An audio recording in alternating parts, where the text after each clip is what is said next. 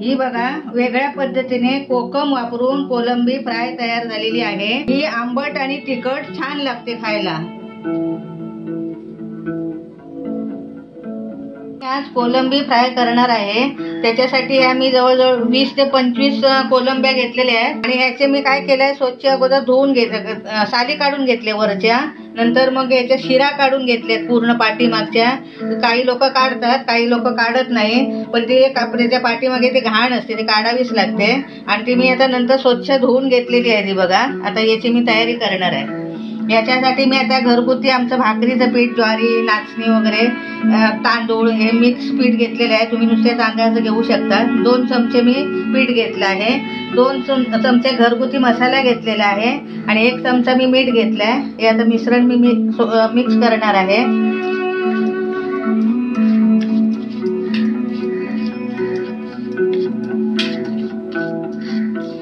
हे बघा मिक्स झालंय मसाला पूर्ण, पीठ मीठ वगैरे। मी आता पॅन गॅस चालू केलाय, पॅन तापत ठेवलेला आहे। मी आता तेल टाकते त्याच्यामध्ये।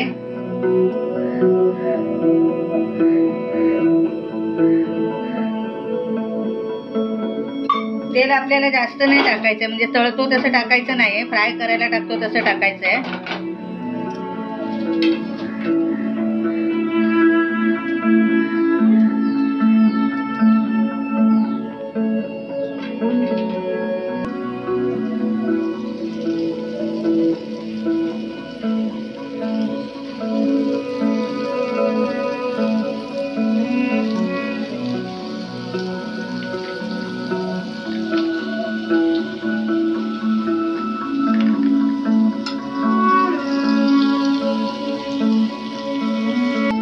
मी आता याच्यामध्ये कोकम टाकते बारीक करून।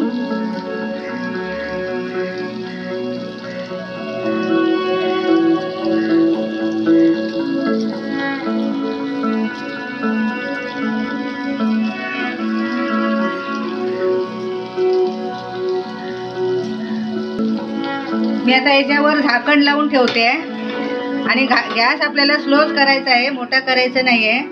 आता 5 मिनिटं झालेली आहेत, आता उघडून बघते।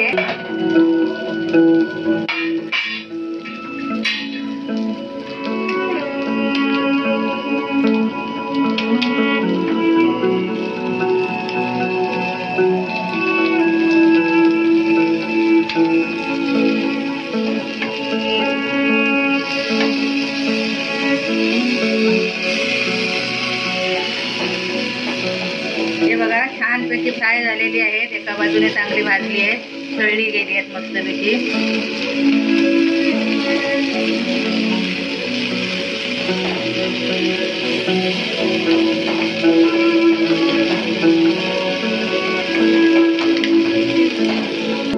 मी आता ही परतवली आहे।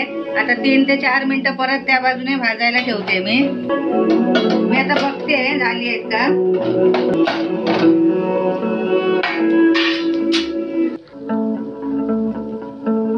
ही बघा छानपैकी झालेली आहेत, मस्त तळली गेली आहेत बघा। गॅस मी बंद केलाय। ही बघा वेगळ्या पद्धतीने कोकम वापरून कोलंबी फ्राय तयार झालेली आहे। ही आंबट आणि तिखट छान लागते खायला।